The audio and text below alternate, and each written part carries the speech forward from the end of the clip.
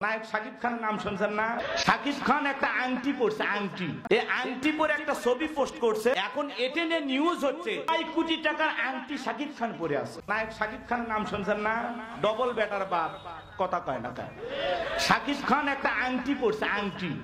এই আংটি পরে একটা ছবি পোস্ট করছে।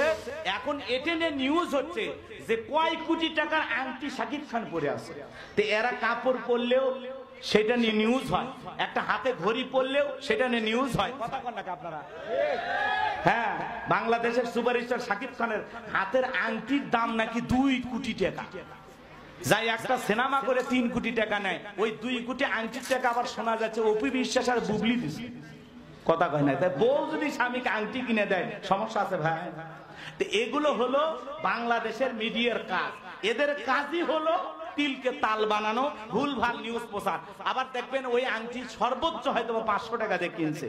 কথা কন নাকি আপনারা? আমার ভাইয়েরা মন খারাপ করবেন না বাজান গো আমার। আমি যে কথা বলতে চাচ্ছিলাম, তাহলে ঠাটের মুসল্লি কারা নতুন পাঞ্জাবি কিনে ঈদের মাঠে যায় মশান দেখায় যারা। দর্শক, এতক্ষণ যে আপনারা আমাদের গোলাম রব্বানী হুজুরের বক্তব্যগুলো শুনলেন, এখান থেকে আপনারা কি বুঝতে পারলেন যে গোলাম রব্বানী হুজুরকে ভাইরালের নেশা ধরেছেন? আরে ভাই, আপনি ওয়াজ করতে আসছেন, তো আপনি ওয়াজ করবেন। আপনার ওয়াজ শুনে যুবকরা যেন ভালো হয়, নামাজের পথে আসে, আল্লাহর পথে আসে, ইবাদত করে। আপনি শাকিব খানের পেছনে লাগলেন কেন? নিশ্চয়ই আপনাকে ভাইরালের নেশায় ধরেছে। ভাই দেখেন, ভাইরাল হতে গেলে এইভাবে হবেন না। কারণ মিজানুর রহমান আজহারী সাহেব, ওনাকে হাজারো যুবক পছন্দ করে, লাখো যুবক পছন্দ করে।